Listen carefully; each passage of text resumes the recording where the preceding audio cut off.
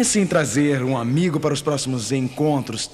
Traga alguém mais com você para os encontros. Traga-os em seu carro, telefone para eles. Traga-os aqui e teremos um encontro maravilhoso estudando juntos as profecias da palavra de Deus. Eu peço que você não perca nenhum encontro de nossas maravilhosas palestras, pois queremos que você saia daqui com um conhecimento profundo das verdades e das preciosas profecias da Bíblia.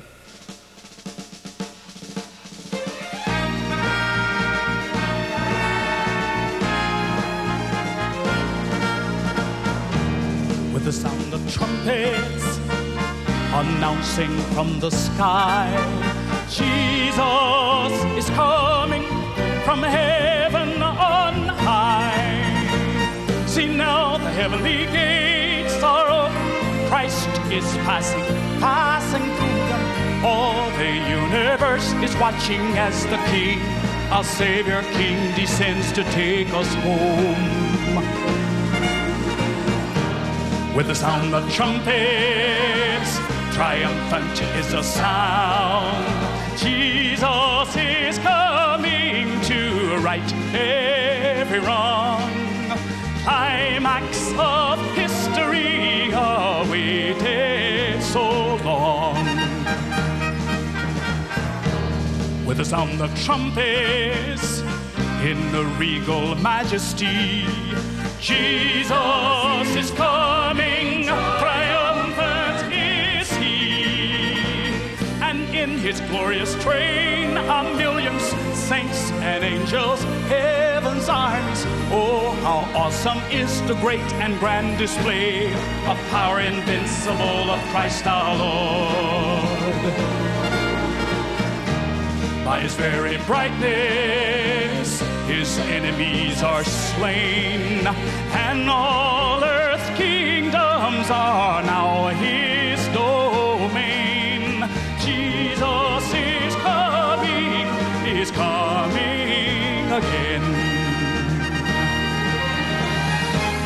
With the sound of trumpets, the sound of mighty trumpets, with the sound of trumpets,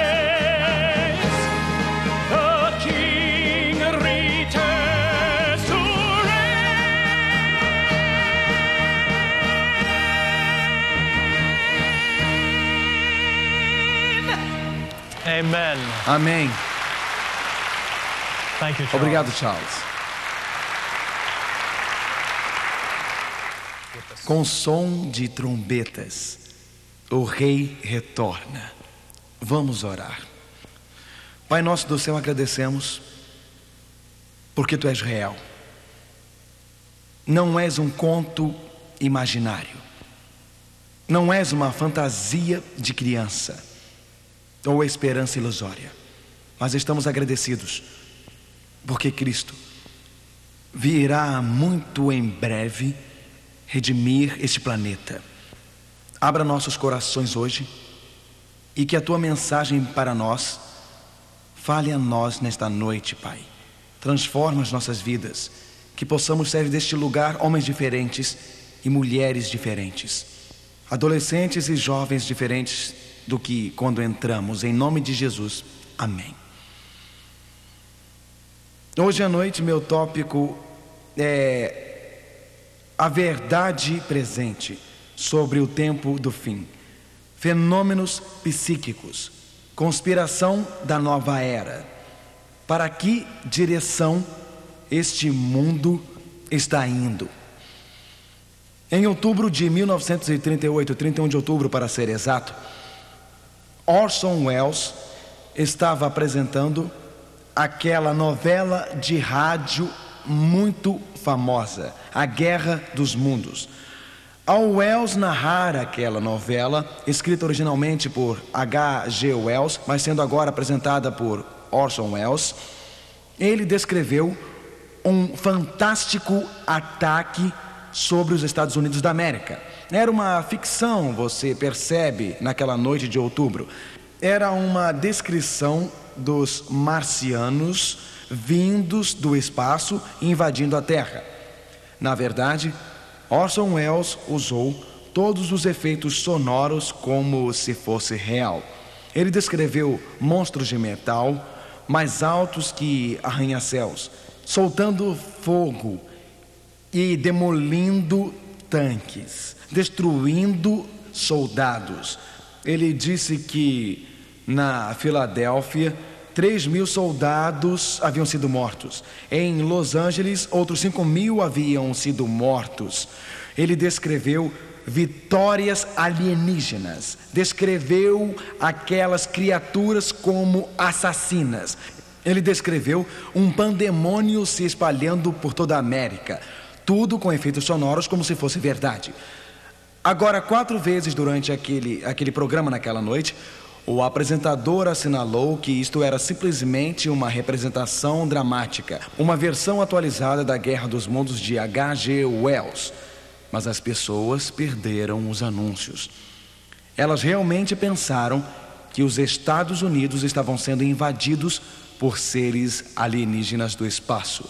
Eles realmente pensaram que esta seria a última noite na Terra.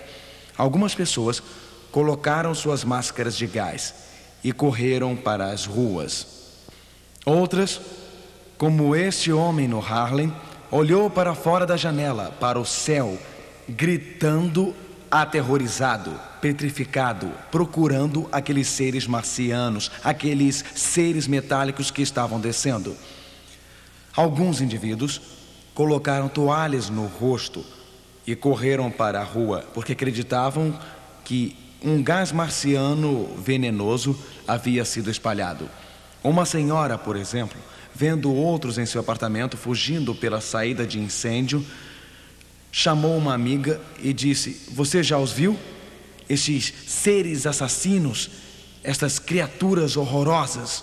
E continuou: "Eu não consigo pensar, eu não consigo imaginar sendo levada por estes seres e ser destruída por eles. Eu prefiro muito mais cometer suicídio e morrer por uma medicação a ser destruída e ter meu corpo pulverizado por estas criaturas marcianas." Na verdade, vários suicídios foram relatados naquela noite de outubro. No dia seguinte, o jornal Daily de Nova York tinha a seguinte manchete: "Guerra simulada do rádio espalha terror pelos Estados Unidos." Não foram apenas as pessoas simples, ingênuas que foram enganadas naquela noite de outubro.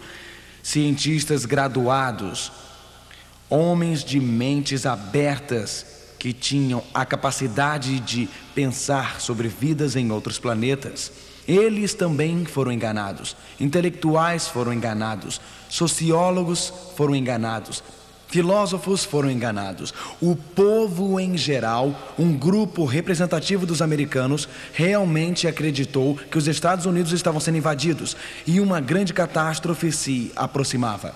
Na verdade, médiuns, filósofos da nova era, por vários séculos, têm profetizado uma grande catástrofe vinda do espaço. Na verdade, se você olhar hoje os ensinamentos dos médiuns, dos astrólogos, dos adivinhos da nova era, embora eles variem às vezes no que dizem, existe um pensamento em comum partindo desta bola de cristal. Existe um pensamento ocorrendo entre muitos destes filósofos mediúnicos de hoje. E este pensamento é de que existe uma grande catástrofe se aproximando. O pensamento em comum é de que existem extraterrestres querendo invadir a Terra. Na verdade, alguns dos médiuns estão dizendo que um grande buraco aparecerá no chão de uma câmara subterrânea, de uma pirâmide, e este grande buraco marca o ano 2000. Pegue, por exemplo, o astrólogo do século XVI, Nostradamus. Foi Nostradamus quem disse que 2/3 deste mundo será destruído por uma praga antes do ano 2000. Edgar Cayce, alguns o chamam de profeta adormecido. Cayce disse isto, ele disse: "As regiões polares irão derreter, e quando estas regiões polares derreterem, ocorrerão grandes inundações, as áreas tropicais ficarão mais frias." E ele continua: "Antes do ano 2000 podemos experimentar grandes catástrofes." Eu me pergunto, entretanto, em quem devemos acreditar? Nestes médiuns falando sobre uma grande câmara nas pirâmides. Em quem devemos acreditar? No astrólogo do século XV, Nostradamus, que está falando sobre 2/3 da Terra sendo destruídos por uma praga. Em quem devemos acreditar? Devemos acreditar em Edgar Cayce, que fala sobre grandes inundações e catástrofes que acontecerão. Existe um fato muito interessante, se você investigar os médiuns, astrólogos, eles estão falando sobre catástrofes, mas existe todo um grupo de outras pessoas, ou os da Nova Era. Os da Nova Era não falam muito sobre catástrofe, não falam sobre destruição. Eles falam sobre o alinhamento das estrelas. Eles estão falando sobre a configuração astrológica das estrelas. E eles estão falando sobre uma nova era de Aquários entrando no ano 2000. Uma era de paz e uma era de amor.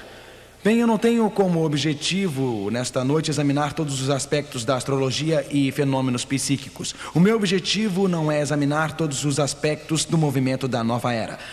Mas eu gostaria de chamar a atenção para este fato. Esta série de encontros é uma série para descobrir algo que é confiável e estabelecido pela palavra de Deus. Como você pode responder ao contraste e contradição entre os médiuns que estão falando sobre catástrofe no fim e destruição no fim, e a nova era que fala sobre uma nova era de amor no fim? Será que a grande confusão em nosso mundo é arquitetada pelo mestre do engano? O livro do Apocalipse, capítulo 16, verso 14, diz: espíritos de que, irmãos? Os espíritos de quê?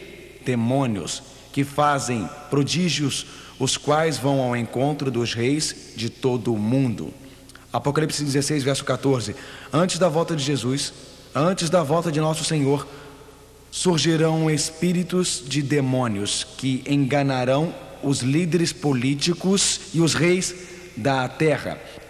Apocalipse 12, verso 12 diz: pelo que alegrai-vos, ó céus, e vós que neles habitais. Ai dos que habitam na terra e no mar, porque o diabo desceu a vós e tem grande ira, sabendo que já tem pouco tempo.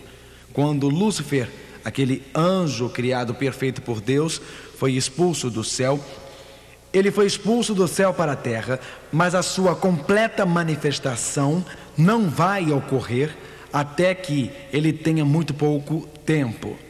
Eu me pergunto, se toda esta conversa sobre invasão de outros mundos, eu me pergunto se está acontecendo um condicionamento da mente. Eu me pergunto se Hollywood é parte deste condicionamento. Guerra nas estrelas, ET, seres extraterrestres, Star Trek. Você já percebeu o grande número de filmes de Hollywood que se baseiam em temas espaciais e invasões de outros mundos?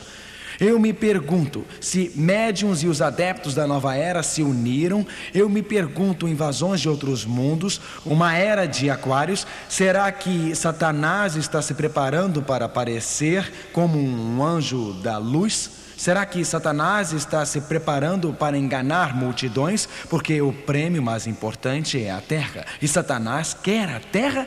Será possível que antes do tempo do fim, o falso Cristo, o Satanás, se disfarce como o verdadeiro Cristo? E será que Satanás tentará apresentar uma falsificação da segunda vinda? Na verdade, em Mateus 24, verso 5, a Bíblia diz: porque muitos virão em meu nome dizendo, e o que eles dirão?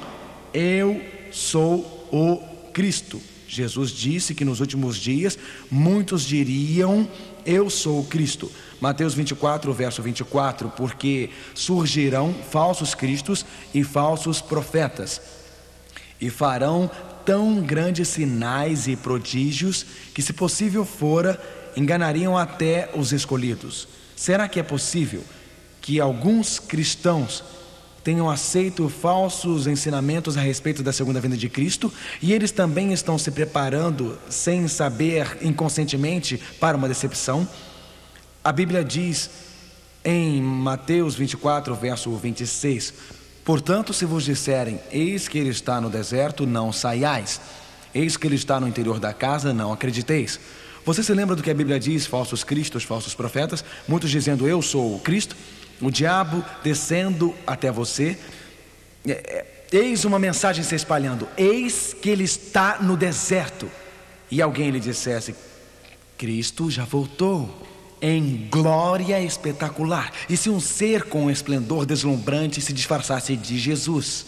E se este ser de esplendor deslumbrante pudesse até fingir curar pessoas? Porque a Bíblia diz: eles são espíritos de demônios fazendo milagres.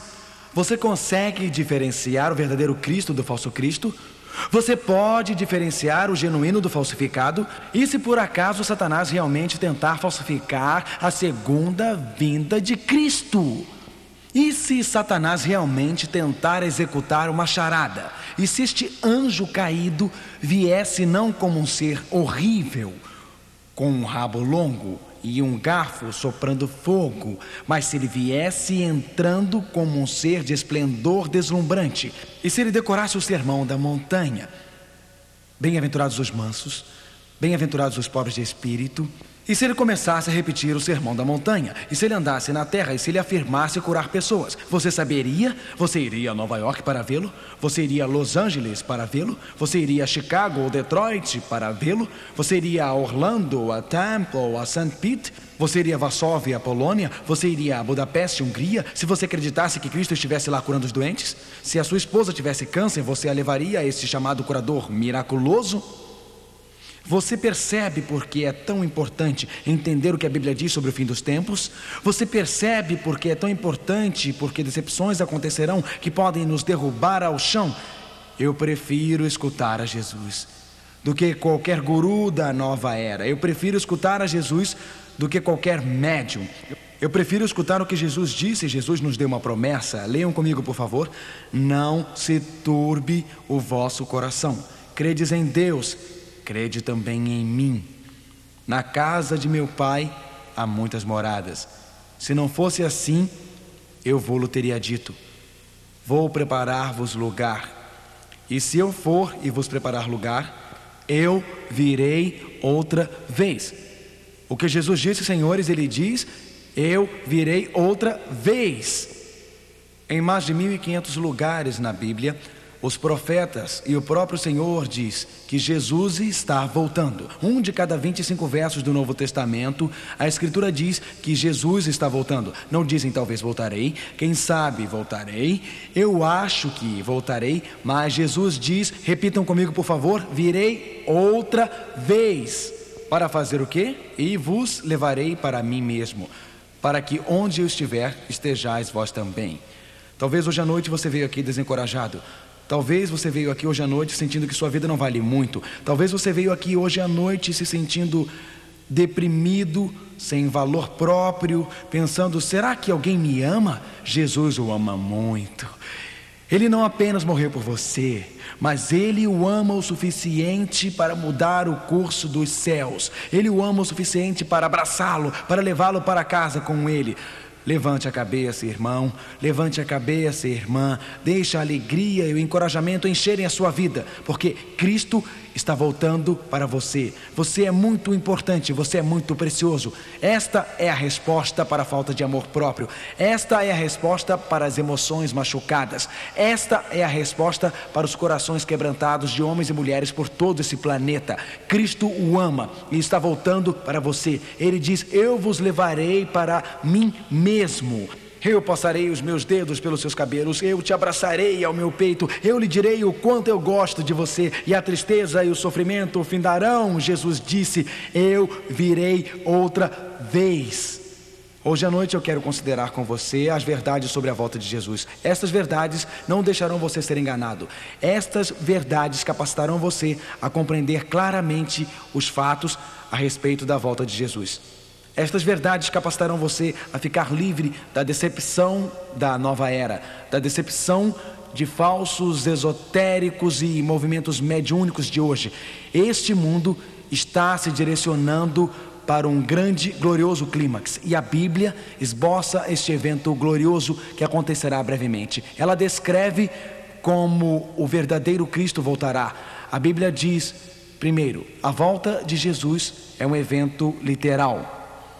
Ela não é algo místico, delicado dentro do coração. Ela não é alguma teoria sentimental de amor universal. A segunda vinda de Cristo é um evento na história. Deus criou o mundo num período de tempo. Num tempo específico o mundo começou. Num tempo específico Deus enviou o seu Filho Jesus Cristo pela primeira vez para morrer numa cruz. E num tempo específico, Jesus virá outra vez.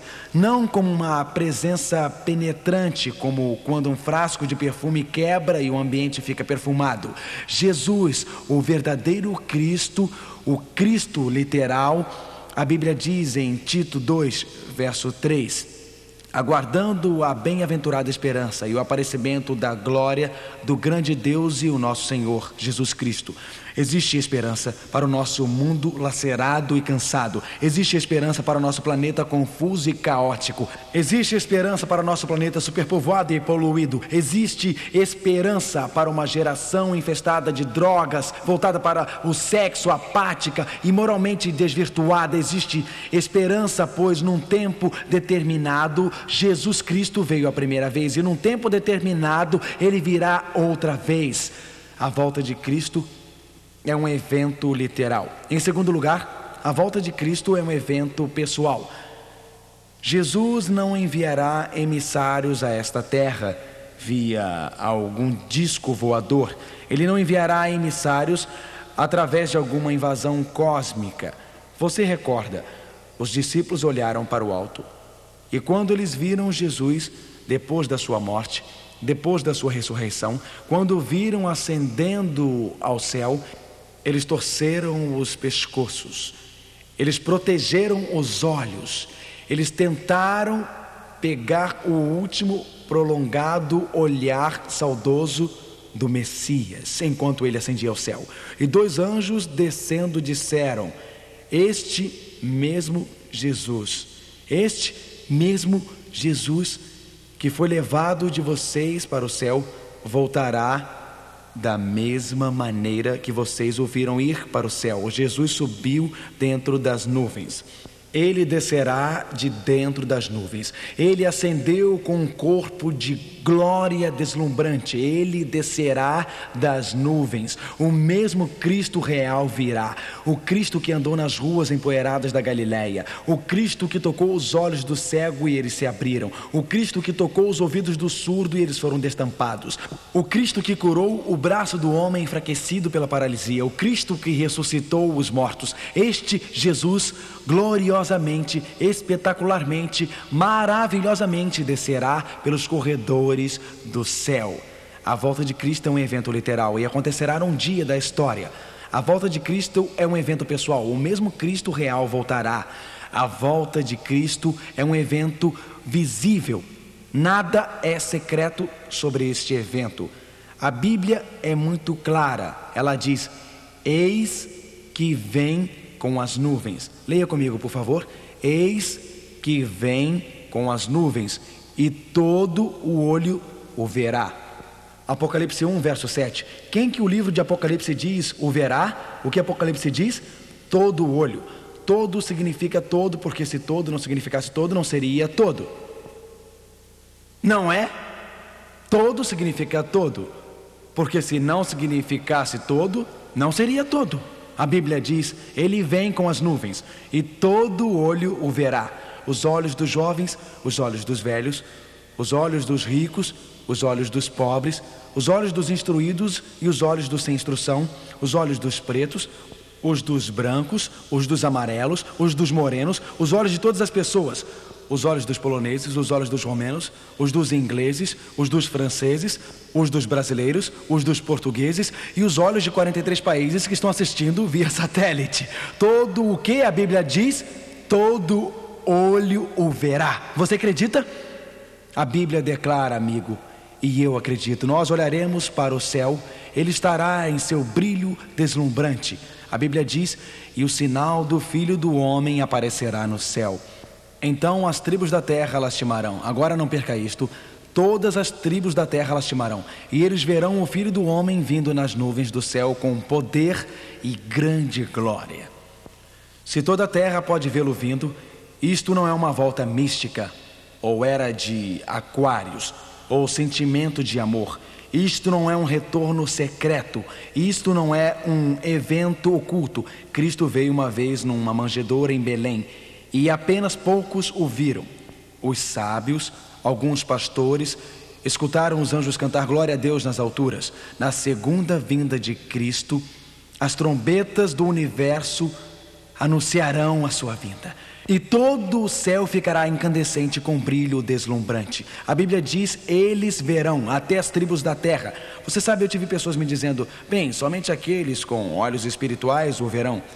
Bem, todas as tribos da terra têm olhos espirituais? Sim ou não? A Bíblia diz: todo o quê? Olho o verá. Ela diz: todas as tribos da terra irão ver ele voltando com poder e grande glória. Isto não me parece muito secreto, meu amigo. A volta de Cristo é um evento literal. A volta de Cristo é um evento pessoal. A volta de Cristo é um evento visível. Todo olho verá. A volta de Cristo é um evento audível. Não apenas todo olho verá, mas todo ouvido escutará. Apocalipse coloca em Apocalipse 16, verso 18 e 20: e houve vozes e trovões e relâmpagos. Quando você está dormindo e o céu estronda com trovões retumbantes e sua casa treme e os relâmpagos lampejam, você precisa de um despertador para lhe acordar de manhã? Se você já sentiu algumas dessas tempestades da Flórida recentemente, você não precisa. A Bíblia diz que todo olho o verá e todo ouvido o escutará. Houve barulho e trovões e relâmpagos. Houve um grande terremoto, um terremoto tão grande e poderoso que todas as ilhas e montanhas saíram dos seus lugares e não foram encontradas. Quando Cristo vier nas nuvens do céu, quando todo olho o vir, quando todo ouvido escutar, quando o grande terremoto dividir a terra, quando o céu ficar com brilho deslumbrante, quando realmente existirem barulhos como cortando trovões, não é um retorno secreto, não é um evento secreto. Todo o universo, prestem atenção e tomem nota, Cristo está voltando. A Bíblia diz que o mesmo Senhor descerá do céu com o quê? Alarido. Com o quê? Alarido. Novamente, muito óbvio, não é algo secreto. O mesmo Senhor descerá do céu com alarido, com a voz de arcanjo e com a trombeta de Deus. E os que morreram em Cristo ressuscitarão primeiro. 1 Tessalonicenses 4, verso 16. Escute, amigo, Satanás é um ser de brilho deslumbrante. Pode até conseguir aparecer em uma cidade, Varsóvia, Londres, Moscou, Frankfurt na Alemanha, Los Angeles. O diabo, como um anjo caído, pode aparecer em um lugar, aparecer como um ser de brilho deslumbrante naquele lugar. É o diabo que faz o povo doente e pode remover essa doença e aparentemente curá-lo. Ele pode falsificar esta parte do evento, mas somente Jesus pode aparecer no céu em brilho deslumbrante para todo olho ver ao mesmo tempo. Literalmente, somente Jesus pode balançar as fundações da terra no mundo inteiro. Somente Jesus pode descer do céu com a trombeta de Deus. E somente Jesus pode ressuscitar os mortos. Quando Cristo descer dos corredores do céu, Ele chama Maria, saia. João, saia. Harry, saia. Amber, saia. O Cristo que é o doador da vida, o Cristo que é o Criador, pode ressuscitar.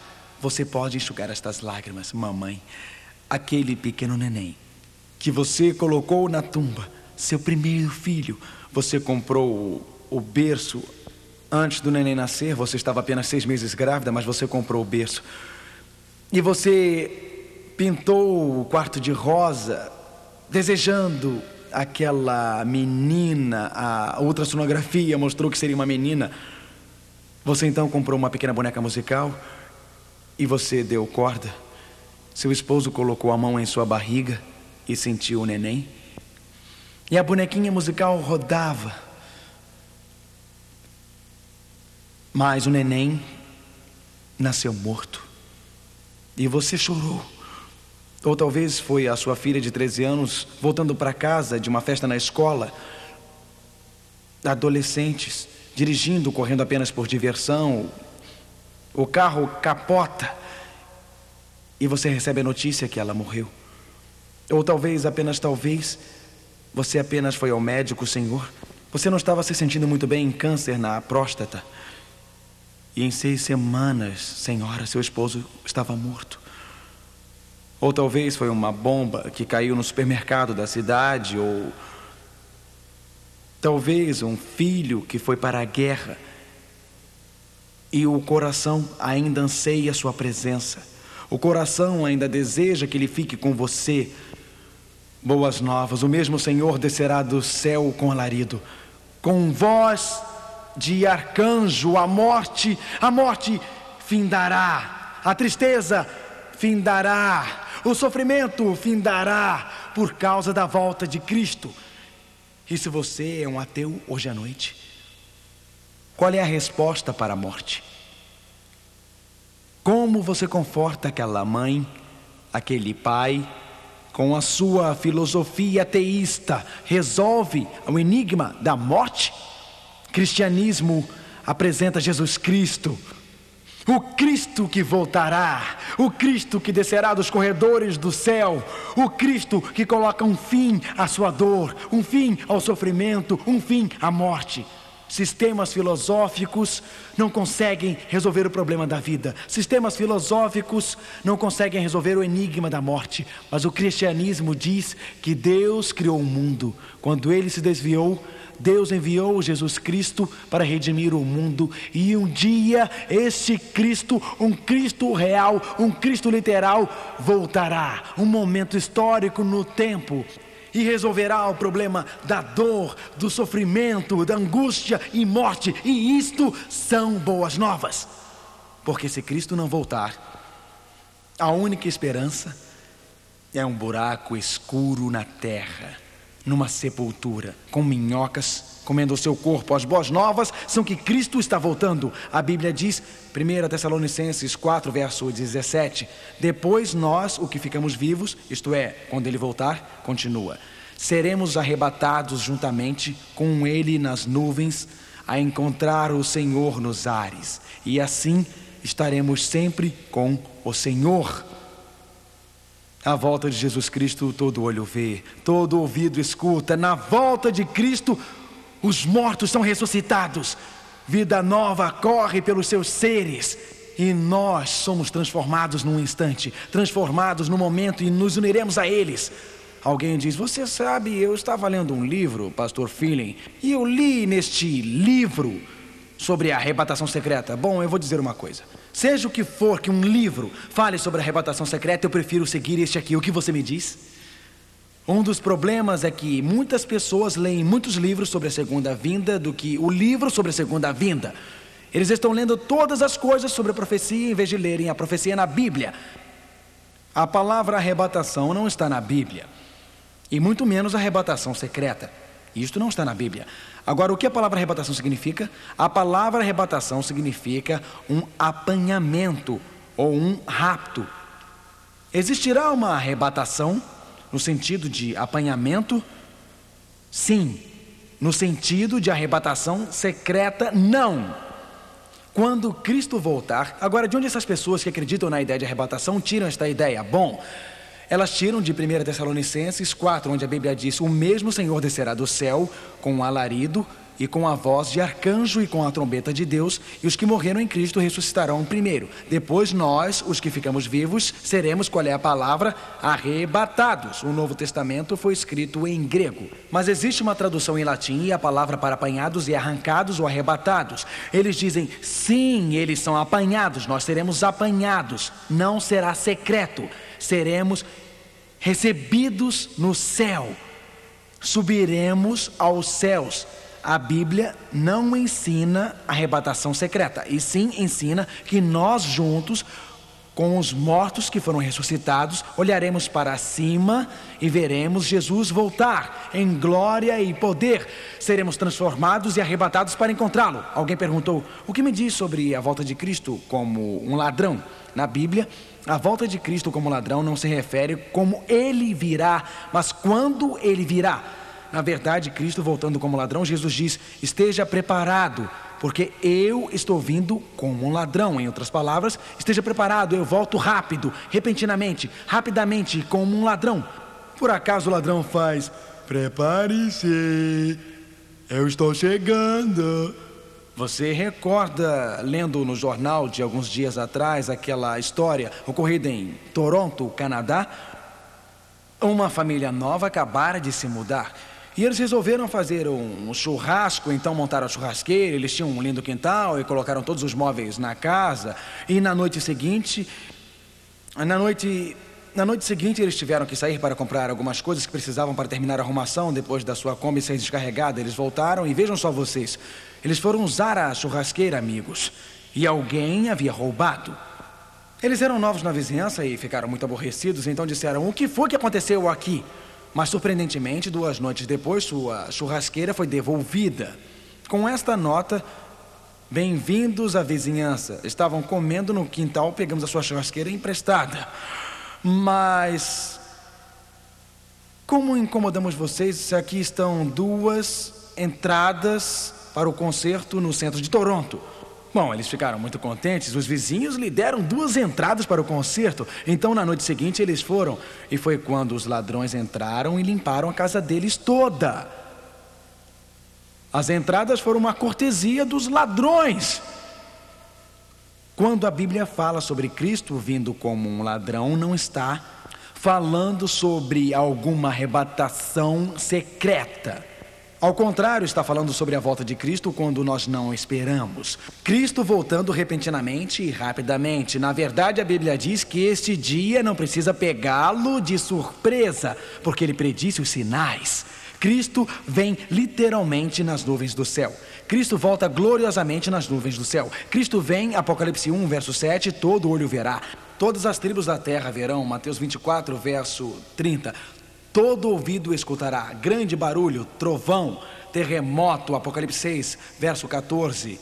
Ele vem com o som da trombeta, 1 Tessalonicenses capítulo 4, verso 16. Ele vem ressuscitar os mortos. A Bíblia diz, num momento, veja, se morrêssemos, e a Bíblia diz que é apenas um sonho, num momento, num abrir e fechar de olhos, ante a última trombeta, porque a trombeta soará, e os mortos serão o quê?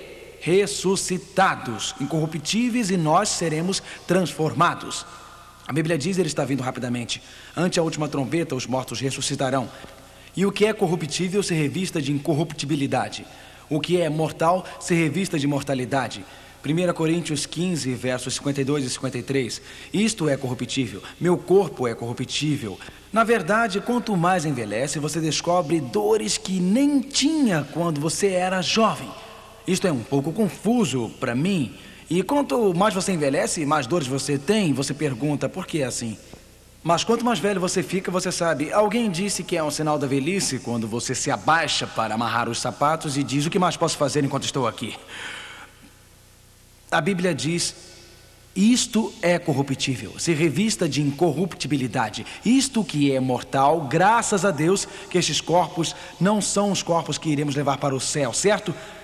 Graças a Deus que quando Cristo voltar, homens e mulheres se levantarão das cadeiras de rodas. Quando Cristo voltar, eles jogarão fora as muletas. Quando Cristo voltar, os olhos cegos serão abertos, ouvidos surdos serão destampados. Isto que é corruptível se revestirá de incorruptibilidade.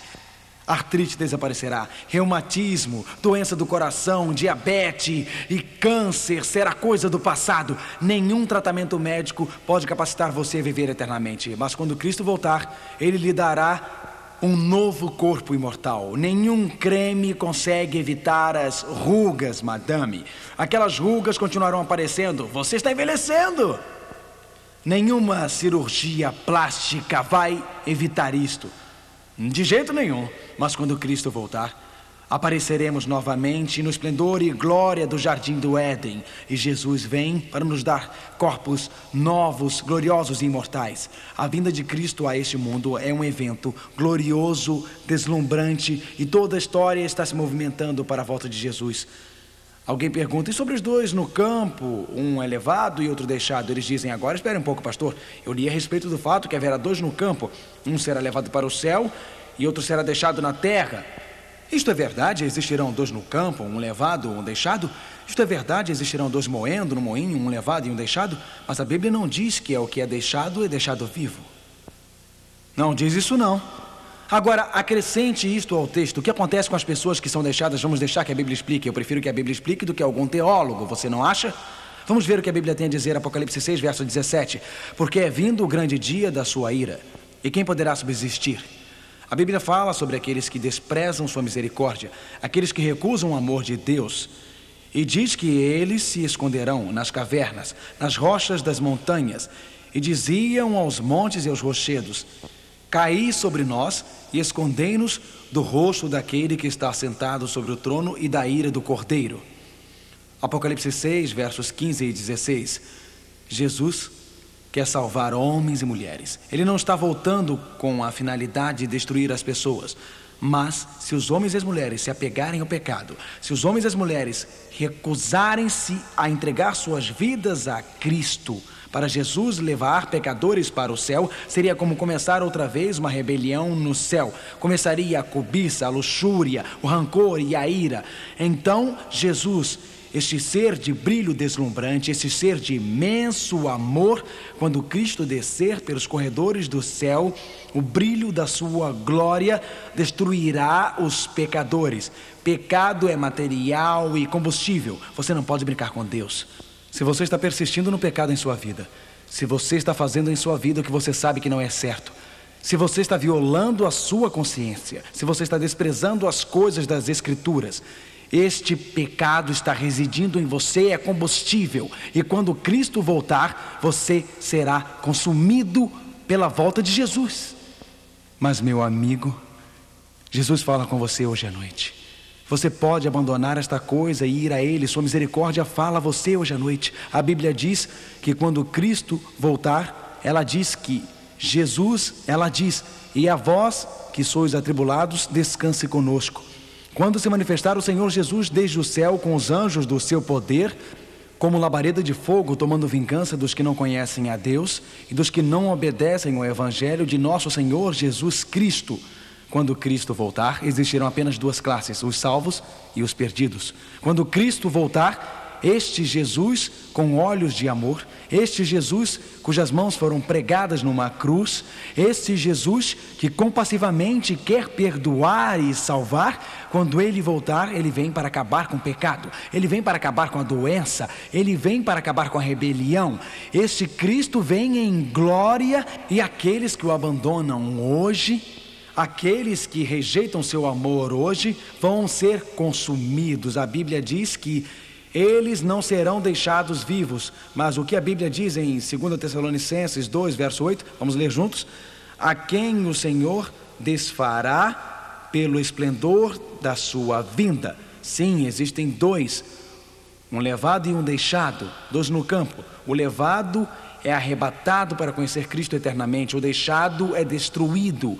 A Bíblia diz que será como nos dias de Ló, uma classe salva, a outra classe destruída. A Bíblia diz como nos dias de Noé, a classe que entrou na arca salva, a outra classe deixada destruída pelo dilúvio. A Bíblia diz: assim será no dia em que o Filho do Homem voltar, o levado salvo, o deixado destruído. Os discípulos então perguntaram a Jesus, em Lucas 17, o que acontece com aquelas pessoas que não se salvaram? E Jesus disse: onde estiver o corpo, aí se ajuntarão as águias. Então, a Bíblia diz que quando Cristo voltar, não existirá uma segunda chance. Quando Cristo voltar, não existirá uma segunda oportunidade, mas existirá um outro grupo. Um grupo que não vai pedir para as rochas e montanhas caírem sobre eles, ou chorando para se esconder da face amorosa e da beleza de Cristo. A Bíblia diz que haverá um grupo, Isaías 25, verso 9, e naquele dia se dirá: eis que este é o nosso Deus. Nós não aceitamos o falso Cristo. Nós não aceitamos um ser de brilho deslumbrante. Nós não aceitamos os personificadores que vieram à terra e alegaram curar os doentes. Este é o nosso Deus. Ele vem correndo pelos corredores do céu. Ele vem em brilho deslumbrante. Ele vem com todo o esplendor do céu. Este é o nosso Deus. Estávamos esperando por Ele. Estávamos aguardando. Não aceitamos o falsificador. Estávamos esperando. Não aceitamos a decepção. Estávamos esperando. Não aceitamos as desilusões de Satanás. Estávamos esperando por Ele. Ele virá nos salvar. Este é o Senhor. Estávamos esperando por Ele. Nos alegraremos e regozijaremos na sua salvação. Alegre o seu coração, erga os seus olhos e regozije-se. Existe uma mulher em pé, exposta ao vento nas campinas do Kansas.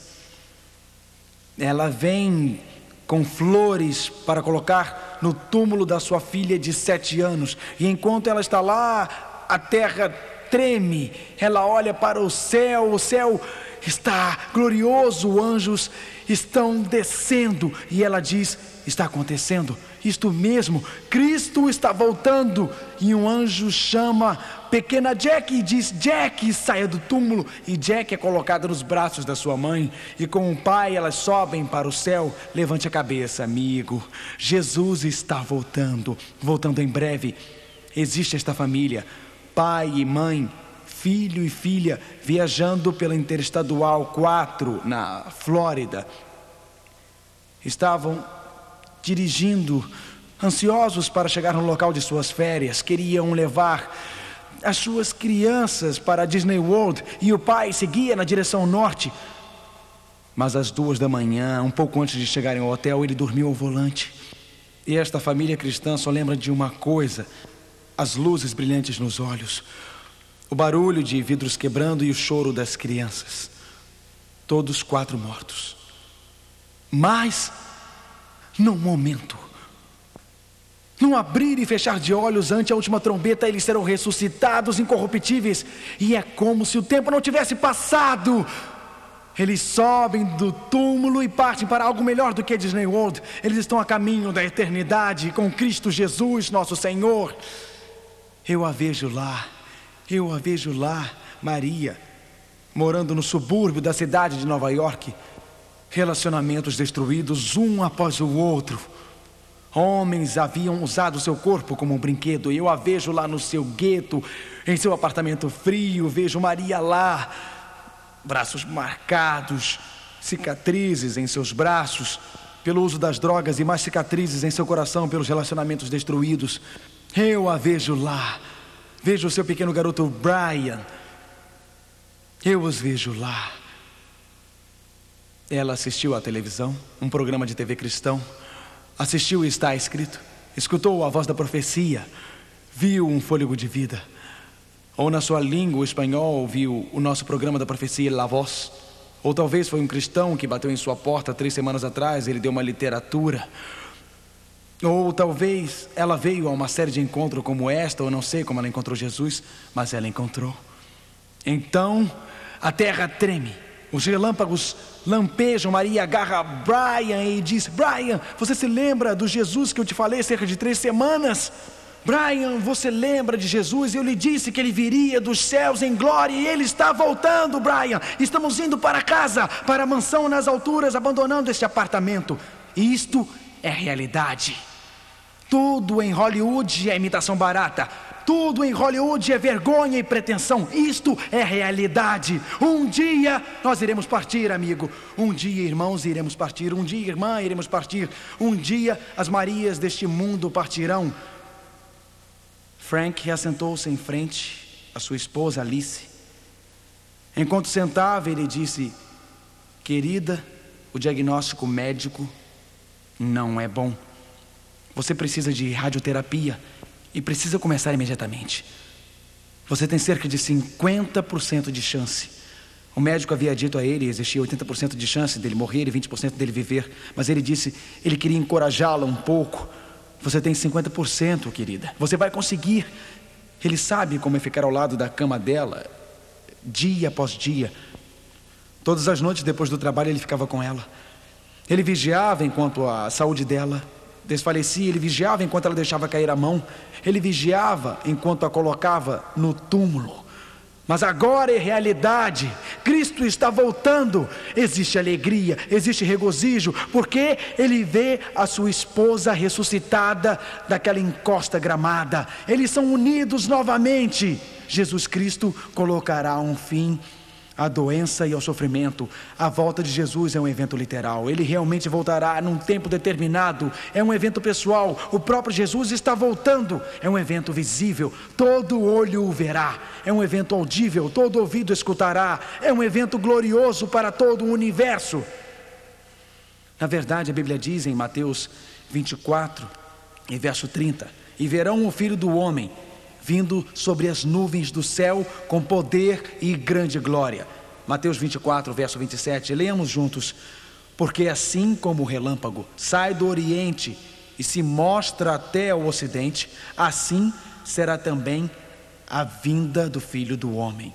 Um evento glorioso, o clímax da história.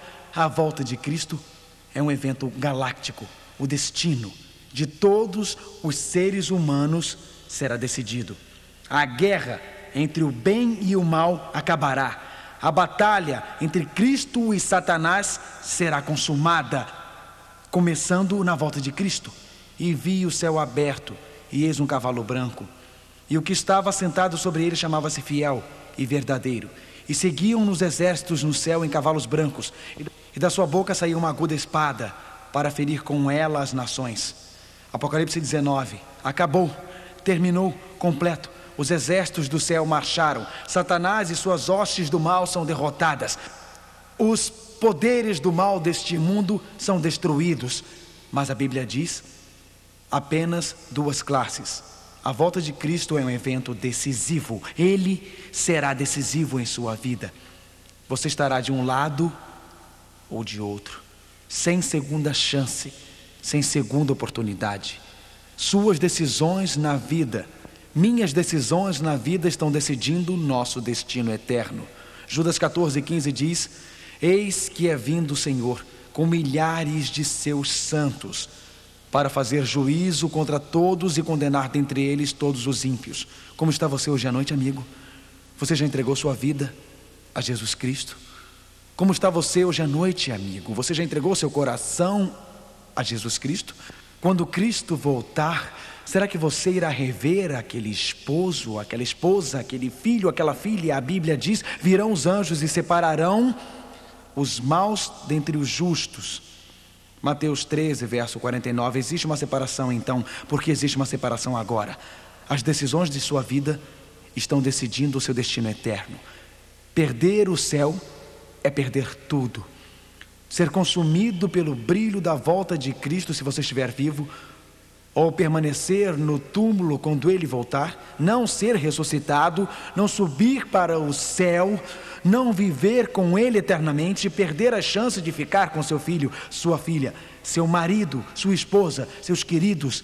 Perder a segunda vinda de Cristo é perder o maior evento dos séculos. Um dia não existirá mais guerras, um dia toda lágrima secará, um dia não existirá mais sofrimento, um dia não existirão mais doenças, um dia não existirá mais pesar, um dia a tristeza acabará, um dia o preconceito acabará, sem barreiras entre as pessoas, o ódio acabará, um dia a raiva acabará. Um dia não haverá mais bombas caindo nas cidades. Um dia o leão e o cordeiro se deitarão juntos. Um dia iremos morar com Cristo. Um dia iremos reinar com Cristo. Um dia seremos arrebatados nos ares para conhecer Cristo para sempre e sempre e sempre e sempre. Existe alguma coisa mais importante do que você estar com Cristo? Existe alguma coisa mais importante para você do que viver para sempre com Cristo? Existe alguma coisa em sua vida a qual você está se agarrando? Alguma coisa em sua vida que você está escondendo? Uma noite, aquele pregador famoso, Dwight Moody, estava pregando na grande cidade de Chicago. Uma mãe se aproximou após o encontro com o seu filho de 8 anos. Ela queria que o garoto conhecesse Dwight Moody. Sabia que esta poderia ser a única oportunidade. Ela disse: filho, aperte a mão do Sr. Moody. O garoto fez assim para Dwight Moody. A mãe ficou envergonhada, muito mesmo. A mãe disse: aperte a mão dele, menino. O pequeno garoto escondeu o punho nas suas costas.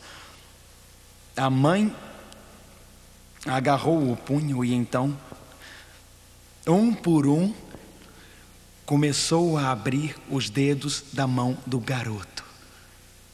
E no meio da mão dele estava sua pedra olho de gato favorita, a qual ele havia brincado durante todo o sermão.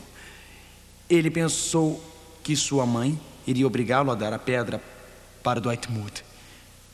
Ele não queria apertar a mão de Dwight Moody, porque ele pensou que ele perderia sua pedra.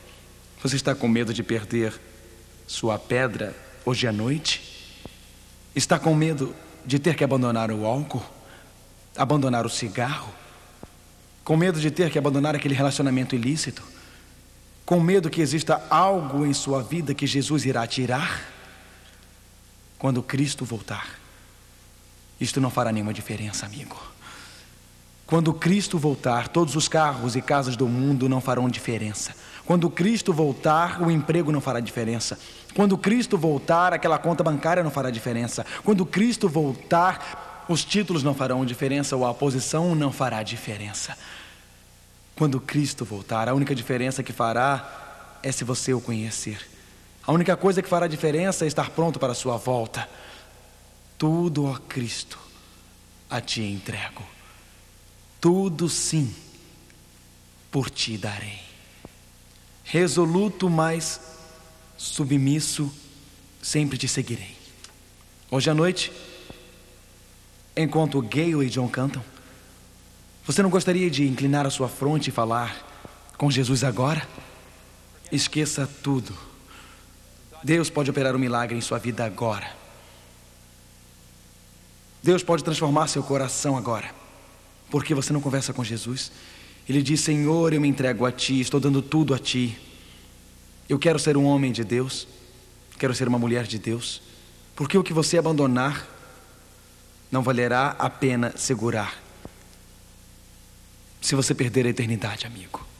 Tudo, ó Cristo, a ti entrego. All to Jesus I surrender. All to Him I freely give. I will ever love and trust Him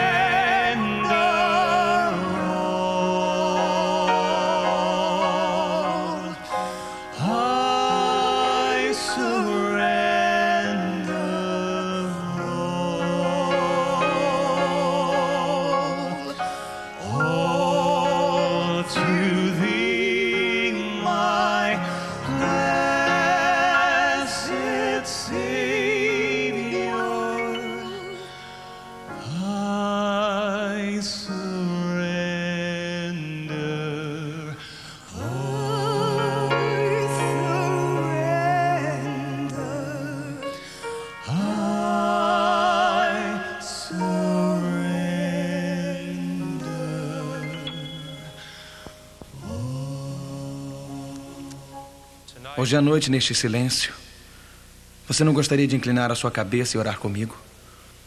Oh, meu Pai, a grande esperança para este mundo é a volta de Jesus. Este mundo não tem esperança se Jesus não voltar. E entendemos hoje à noite que Ele está vindo literalmente, visivelmente e gloriosamente do céu. Pai, aquilo que os médiuns ou adeptos da nova era não podem prover, Jesus proverá. E hoje à noite, Pai, viemos com nossos pecados, viemos com nossas fraquezas, viemos com nossos fracassos, viemos com toda a nossa rebelião, com os hábitos da nossa vida, e neste momento entregamos tudo a Ti. Queremos ser homens de Cristo, mulheres de Cristo, nesta geração. Nada, Senhor, é mais precioso do que a Tua volta, e queremos estar prontos. Agradecemos pela alegria de, junto com nossas famílias, podermos viver contigo eternamente. Em nome de Jesus, amém. Lembre-se, o título da próxima palestra é a mais longa e mais impressionante profecia. Vamos inclinar nossas frontes para orar ao Senhor. Pai que estás no céu, te agradecemos hoje, pois a graça de Deus é maior que nossas necessidades. Não importa quanto fracassamos em nossas vidas, não importa quão grande a dor, a tristeza ou desilusão que tivemos, não importa quais os hábitos que nos aprisionaram e nos jogaram para baixo, a graça de Deus é maior. Te louvamos por isto esta noite. Em nome de Jesus, amém. O assunto desta noite é o começo do fim. A mais longa e mais incrível profecia bíblica. Era bem cedo de manhã, na cidade de Filadélfia. O sol estava começando a nascer. As ruas estavam vazias, exceto por um solitário motorista, sozinho num carro, que havia bebido demais na noite anterior. Enquanto dirigia pela rua bem cedo, eram 4 horas da manhã, ele notou à sua frente na rua 4 grandes sacos de pano. Um carro blindado havia ido a um banco na noite anterior.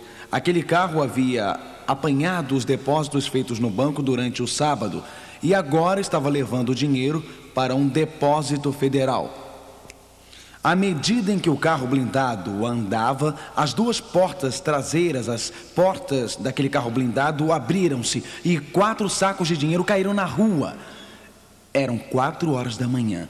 O sol estava nascendo atrás dos prédios em Filadélfia. Uma brisa suave soprava e quando os 2 sacos caíram, abriram-se um pouco e a brisa soprou notas de dinheiro pelas ruas. Esse homem, um pouco bêbado, chegou àqueles 4 sacos. Ele rapidamente pisou no freio, saiu do carro e ficou super eufórico. Ia ficar rico, mais do que em seus sonhos. Abriu o porta-malas do carro, colocou o primeiro saco, colocou o segundo saco, colocou o terceiro saco, colocou o 4º saco. E enquanto saía dali, começou a sonhar com férias no México, sentado na praia como por milagre e aproveitando o sol, que carga ele achara, que descoberta. Então ele dirigiu-se para a fronteira com o México. Essa história é verdadeira. Quando chegou à fronteira mexicana, o fiscal da fronteira do lado americano mandou ele parar. Eles verificaram o carro e, adivinhem só, encontraram 4 sacos cheios de dinheiro. É claro que eles ligaram para o escritório central, verificaram no computador e descobriram que aqueles 4 sacos de dinheiro eram de um banco de Filadélfia. Então o puseram na cadeia. Enquanto estava na prisão, ficou muito deprimido e terrivelmente desanimado. Quando falou com seu advogado, eles inventaram a seguinte estratégia: por que o homem não alegava insanidade temporária? Foi o dinheiro que o fez cometer aquilo. Quer dizer, se alguém viesse pela rua e visse 4 sacos de dinheiro, ficaria temporariamente louco. Você não ficaria? Ele não era responsável. O dinheiro o levou àquilo. Então o advogado alegou que ele tinha insanidade temporária.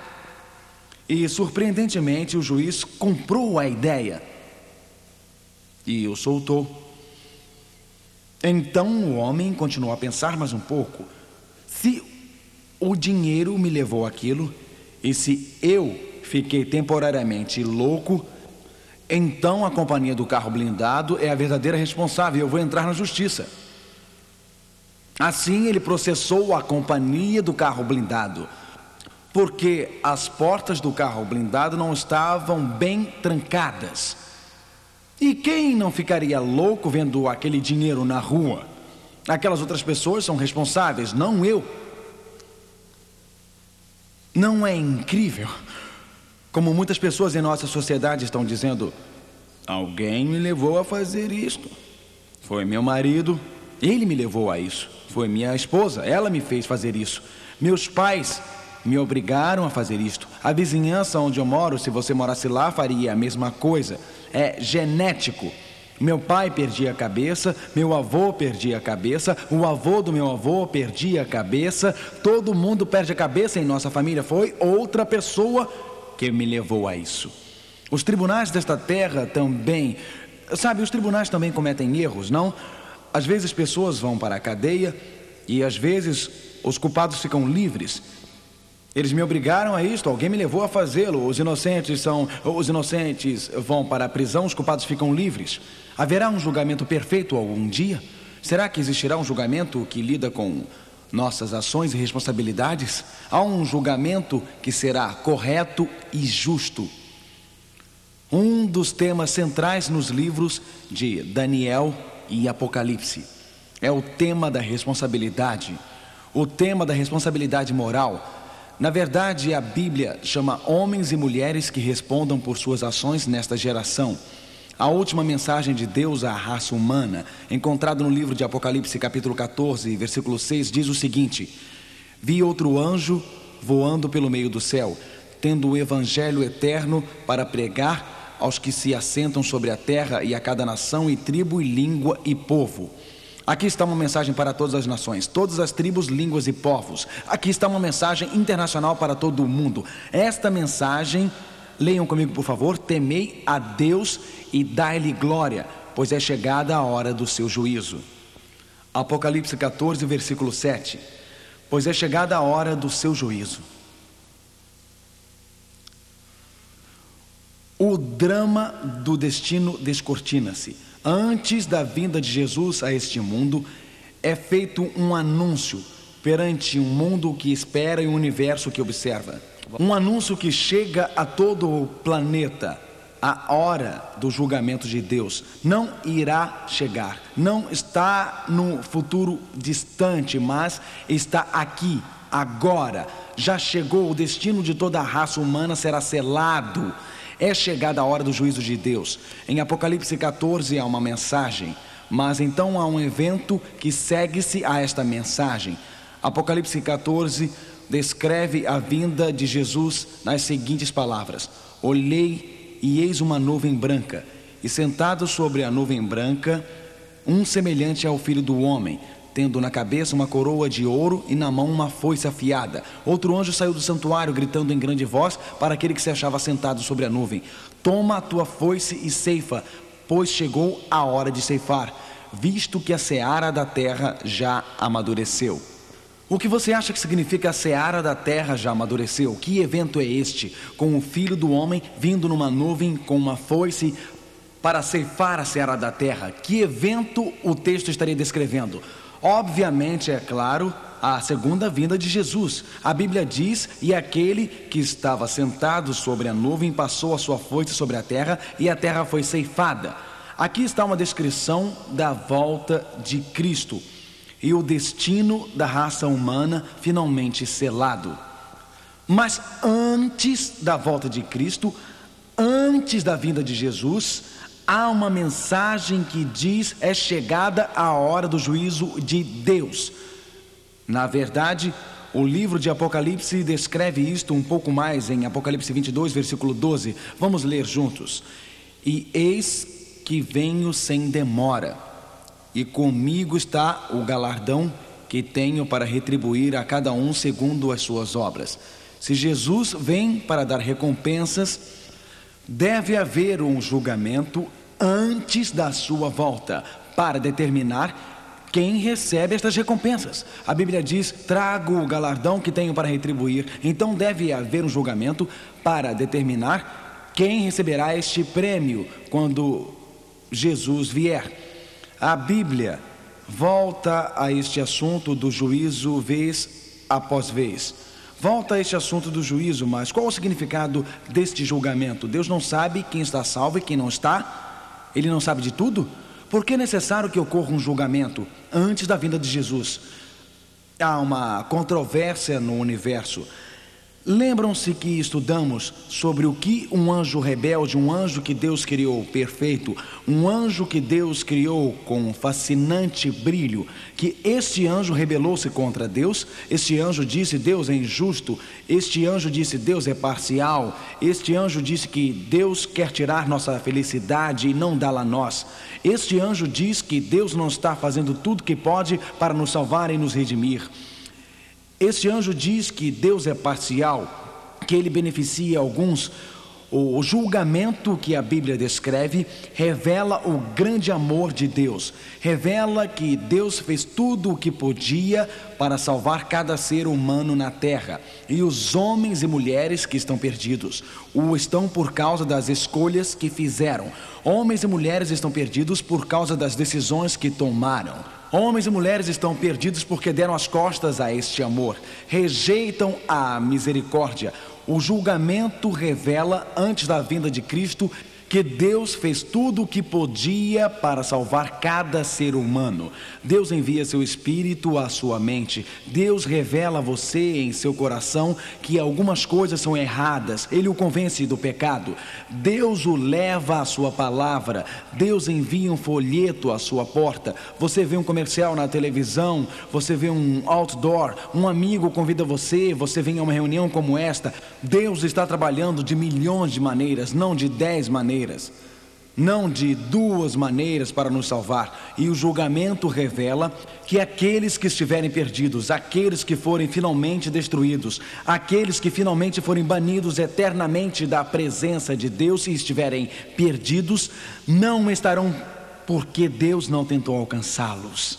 Estarão perdidos por causa de suas escolhas. Mas a Bíblia diz: importa que todos nós, note a universalidade disto, importa que todos nós compareçamos perante o tribunal de Cristo, para que cada um receba segundo o bem ou o mal que tiver feito por meio do corpo. 2 Coríntios 5, versículo 10. Todos precisamos comparecer, você e eu. Nós temos um assunto pendente com o nosso Deus. Nós temos este assunto, nossos destinos, as escolhas que fizemos, tudo será selado no julgamento que teremos com Deus. Mas eu me pergunto, quando ocorrerá esse julgamento? Quando acontecerá este julgamento? Na Bíblia há 2 gêmeos proféticos. Estes gêmeos proféticos são os livros de Daniel e Apocalipse. Será que o relógio já bateu a hora? Será que estamos vivendo no tempo do julgamento? Será que os destinos de toda a raça humana, aqueles que morreram em tempos passados, estão sendo selados agora? Será que nossas escolhas de hoje estão selando o nosso destino eterno agora? O livro de Apocalipse anuncia, para antes da vinda de Cristo, que é chegada a hora de seu juízo. Mas Apocalipse não nos revela quando esse julgamento começa. Não, a Bíblia não profetizou quando Cristo virá. Mas a Bíblia profetizou uma data quando o julgamento de Deus começaria no céu antes de sua vinda. Na verdade, o livro de Daniel e o livro do Apocalipse devem ser estudados juntos. Apocalipse diz é chegada a hora de seu juízo, mas Daniel nos ajuda a saber quando isto se cumpre. Será que estamos vivendo agora um momento especial da história da Terra? Será que estamos vivendo no que a Bíblia chama de hora do juízo? Noé pregou durante 120 anos e então veio o dilúvio, mas o julgamento ficou suspenso sobre a raça humana. O livro de Daniel diz isso. Daniel 12, versículo 14: Tu, porém, Daniel, encerra as palavras e sela o livro. Ou seja, Daniel deveria selar este livro profético até que época? Até o que, pessoal? Até que tempo? Até o tempo do fim. Muitos o esquadrinharão e o saber se multiplicará. O conhecimento geral no mundo certamente se multiplicou, mas logo antes do fim dos tempos, o conhecimento das profecias aumentaria. Ao vir a estas reuniões, você está vivendo o cumprimento desta profecia. Deus revela a esta geração o conhecimento de Daniel, o conhecimento do Apocalipse, que outras gerações não puderam entender ou compreender. Então, de fato, o conhecimento sobre as profecias de Daniel está se multiplicando. Mas espere, o que dizer deste juízo? É chegada a hora de seu juízo. Onde este julgamento, onde aconteceria o juízo final? Venha comigo ao centro cósmico do universo. Venha comigo e aproxime-se do trono de Deus. A Bíblia diz: um rio de fogo manava e saía diante dele, milhares de milhares o serviam. Então a Bíblia continua: e miríades de miríades estavam diante dele. Este deve ser um evento magnífico, deve ser um evento fantástico, deve ser um evento que prende a atenção do universo inteiro. Pensem quão importante, em quão vital é este evento, um evento de significado esmagador. Na sala real do universo, 10.000 vezes 10.000 anjos estão ao redor do trono de Deus. E a Bíblia diz que o tribunal celestial assentou-se. A Suprema Corte do Universo assenta-se. Isto é o julgamento. Isto sela os destinos de toda a raça humana. E abriram-se os livros. Quando ocorreria este julgamento? Ocorre no céu. Daniel 7 não nos diz a época em que começa. Bem, vejamos Daniel 8. Quando seriam todas as pendências acertadas no céu? Quando seria o santuário celestial purificado de todos os pecados do planeta? Quando seria a poluição do pecado erradicada de todo o universo?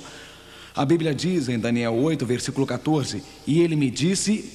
Gostariam de ler comigo, por favor? Até 2.300 tardes e manhãs, e o santuário será purificado. Ele diz 2.300 dias, e então o santuário será purificado. Já passaram-se bem mais do que 2.300 dias desde o tempo de Daniel. Gostaria de saber o que significa. Está falando sobre o julgamento, falando de purificação, está falando da erradicação final do pecado. Algumas traduções da Bíblia dizem o santuário será restaurado. Alguns dizem o santuário será colocado em seu lugar de direito.